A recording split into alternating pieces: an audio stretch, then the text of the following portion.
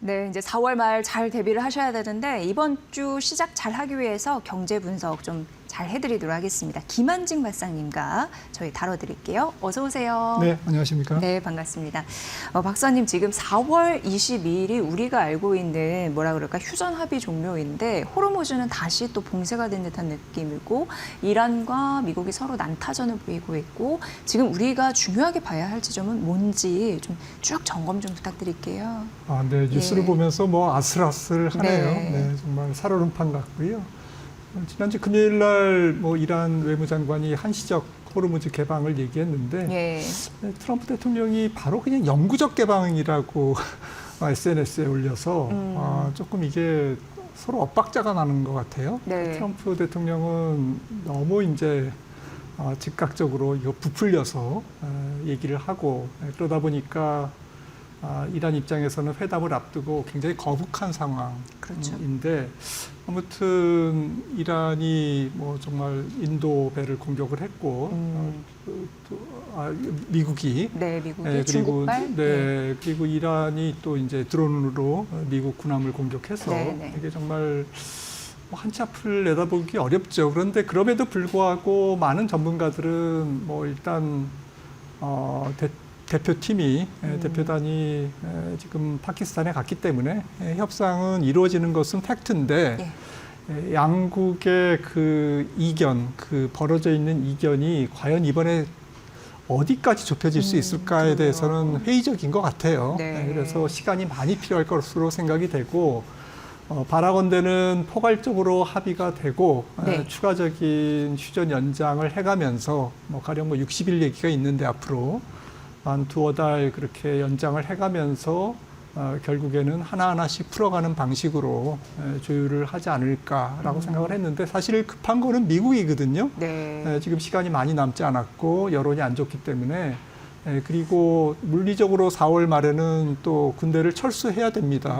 그래서 그런 과정에서 트럼프 대통령이 이번 회담에서는 조금 더 조금 뭐 이란의 체면을 조금은 세워주는 그런 합의가 있지 않을까라고 조심스럽게 기대해보고 있습니다. 네, 이란도 그 미국 상황을 알기 때문에 조금 더 지금 없는데도 지금 재정이 빡빡한데도 뭔가 마지막까지 피치를 올리고 있지 않나 뭐 그런 생각도 해보게 됩니다. 예.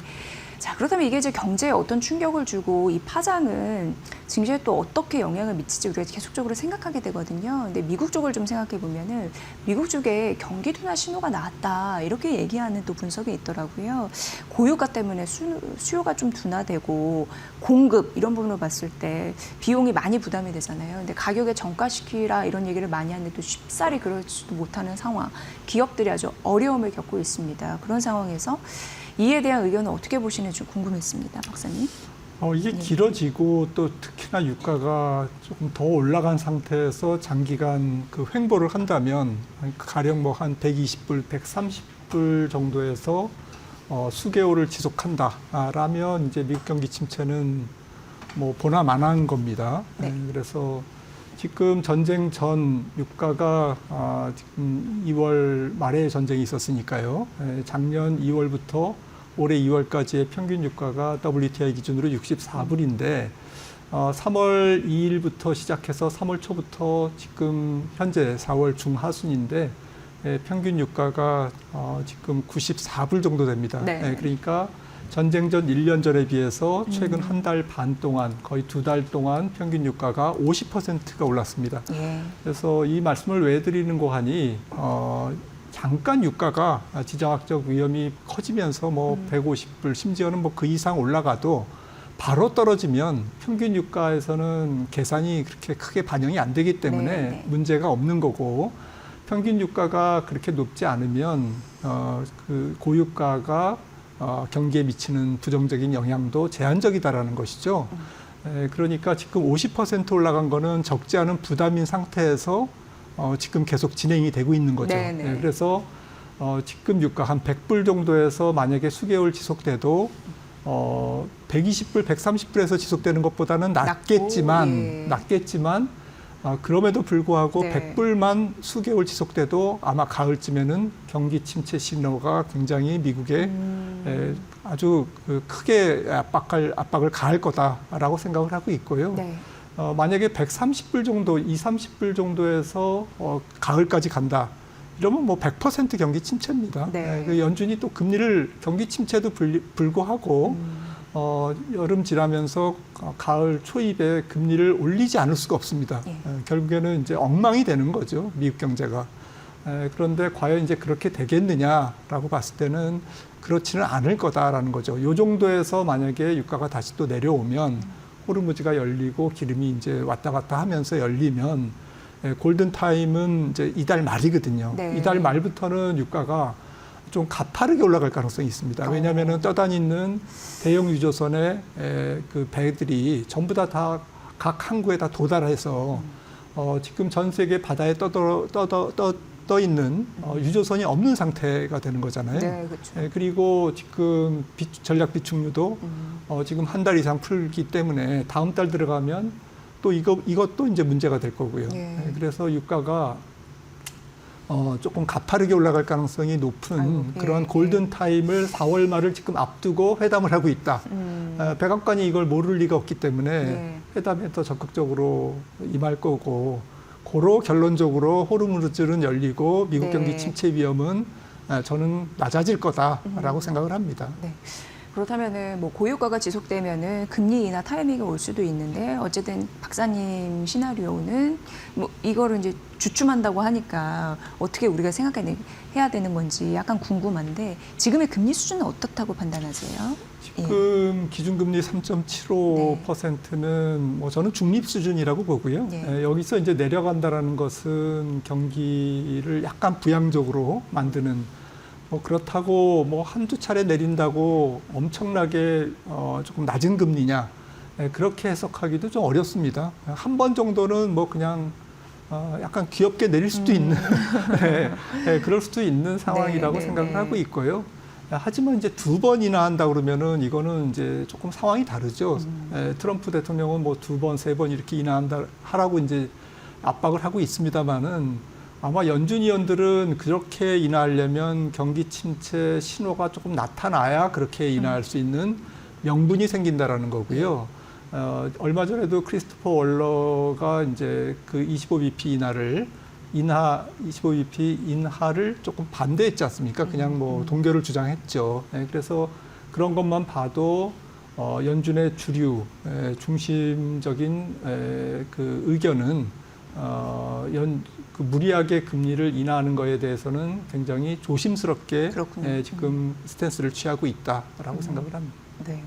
그리고 우리가 좀 간과하지 말아야 될 그 이슈가 하나 있는 게 케빈 워시 연준 의장 후보자의 청문회가 있는 상황입니다. 근데 이분이 워낙 인플레이션 파이터였잖아요. 그런데 또 그럼에도 불구하고 AI가 어떻게 보면은 생산성의 향상을 일으키니까 인플레이션 이런 부분을 막아줄 가능성도 있다라는 낙관론 이런 부분도 또 생각하는 아이디어도 있어서 어떤 측면으로 이걸 봐야 될지 궁금하더라고요. 네, 청문회가 열려야 뭐 좀 말이 나오고 네. 말이 나와야 뭐 좀 뭐 이렇게 추측을 하는데 네. 지금 전혀 깜깜이고 예. 청문회가 열려도 인준이 상당히 좀 난항을 겪을 가능성. 지금 미국의 상원의 그 금융위원회가 13대 11이잖아요. 그런데 공화당의 톰 틸리스 의원인가요? 이분은 이제 파월 의장의 그 수사를 이제 철회하지 않으면 네. 새로운 연준 의장을 인준하지 않겠다라고 이제 선언을 했기 때문에 그러면 이제 12대 10이지 않습니까? 그러면 이게 인준이 안 된다는 얘기인 거죠. 그래서 트럼프가 결단을 내려야 될 겁니다. 아마 이제 지금 이미 법무부도 기소를 취하했기 때문에 계속 파월 의장을 수사하는 게 조금 그 동력이 상실된 상태고 명분이 약해진 상태이기 때문에 새로운 케빈 워시를 인준을 받기 위해서라도 아마도 이제 뭐 파월 의장에 대한 수사는 조금 공소를 법무부가 이제 취하하는 걸로 지금 가닥을 잡혀가지 않을까 저는 이제 그렇게 생각을 하고 있고요. 네. 그렇게 하더라도 이게 인준이 뭐 한두 달 늦어지는 것은 있을 수 있다라는 생각이고 통상 이제 새 연준 의장이 바뀌면 시장이 약간 테스트를 하는 성향이 있습니다. 그렇죠. 그래서 약간 흔들고 뭐 이렇게 해서 하는데 이번에도 그럴지 특히나 이제 조금 케빈 워시 성향이 생산성을 강조하지만 시장에서 이코노미스트들은 생산성이라는 것이 그렇게 큰 미국 경제에서 바로바로 나타나는 것이 아니기 때문에 현실적으로는 아까 말씀드렸듯이 연준의 대부분의 의원들의 약간 금리에 대한 비둘기적인 스탠스에 대해서 조금 부담스러운 그런 상황, 특히나 지금 유가가 올라가 있는 상태이기 때문에 사실은 그 금리를 인하하려면 물가가 조금 진정되는 기미가 보여야 되는데 통상 이제 기준 에너지 가격이 오른 다음에 근원 물가, 에너지를 뺀 근원 물가까지 물가가 전가되는데 보통 시간이 좀 걸리거든요. 시차가. 그래서 한 6, 7월 정도의 물가는 보고 아마 연준 위원들이 결정을 할 것 같아요. 케빈 워시가 이제 입성해도. 그러면 6, 7월 물가라는 것은 7, 8월에 데이터를 볼 수 있는 거잖아요. 그러면 9월 이전에는 연준은 아무것도 못 한다라는 거죠.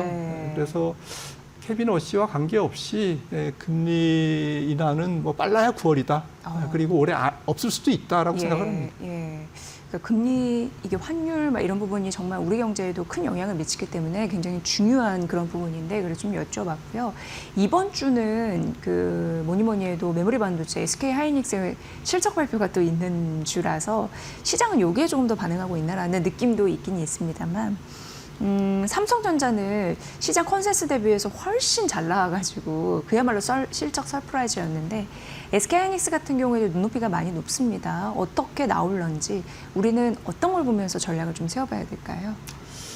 지금 TSMC 그전에 마이크론 뭐 실적 계속 개착해 나왔고 또 삼성전자가 57조 찍어지고 하다 보니까 하이닉스도 눈높이가 높아져 있네요. 저는 뭐 이콘 입장에서는 반도체 사이클이 좀 빅 사이클이다, 슈퍼 사이클이다라는 거에 대해서 동의하고요.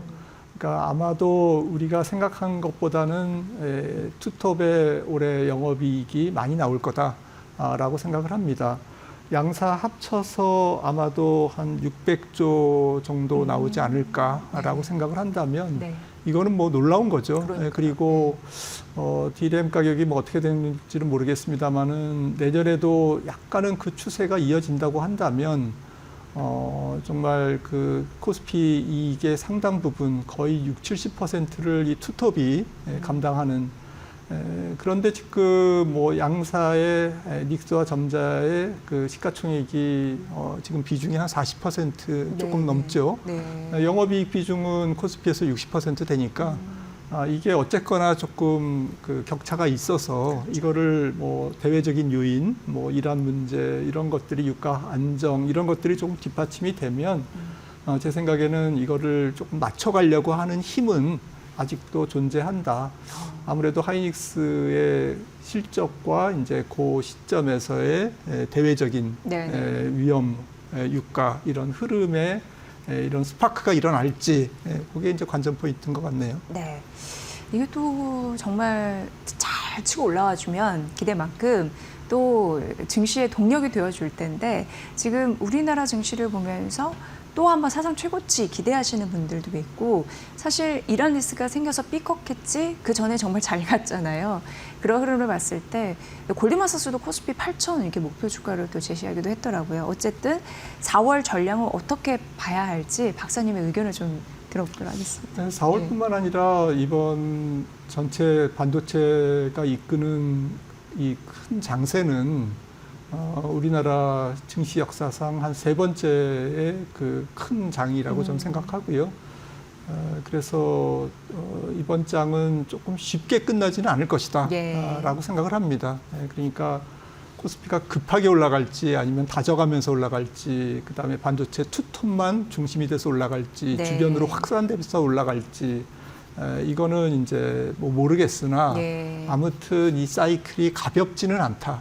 굉장히 좋은 사이클이다라고 생각을 하고 있고 코스피 합산 영업이익이 아까 말씀드렸듯이 올해 한 7, 800조 내년에 1000조까지 된다면 사실은 특히 이제 투톱의 PER이 뭐 지금 한 3배에서 4배 정도밖에 안 되기 때문에 물론 이제 반도체 그 경기 순환성 안 좋을 때는 이제 또 적자 국면으로도 들어갈 수 있는 그러한 시클리컬성을 인정한다 하더라도 밸류에이션이 너무 낮기 때문에 여기서 이제 됐다 그러면서 이제 조금 접을 가능성보다는 네. 전체적으로 이제 전 세계적으로 IT 하드웨어 특히 반도체에 대한 랠리는 조금 더 과열스러운 분위기까지 끌고 가지 않을까라고 생각을 하고 있고 또 전통적으로 4월은 조금 3월에 비해서는 계절성이 좋습니다. 네, 그래서 네, 네. 4월에 원래 사고 5월에는 좀 팔라라는 이제 격언도 있지만 그래서 2월, 3월이 좀 안 좋았습니다. 아니나 다를까 지금 전쟁이 있었고 네. 그래서 이제 4월 조금 지나가고 있기 때문에 네. 전체적으로 5월을 기대하면서 조금은 뭐 우리가 좀 랠리를 조금 즐기는 조금 누릴 필요가 있지 않을까라고 생각을 하고 있고요. 네. 아무래도 그 실적 중심으로 대응하시는 게 좋을 것 같아요. 네.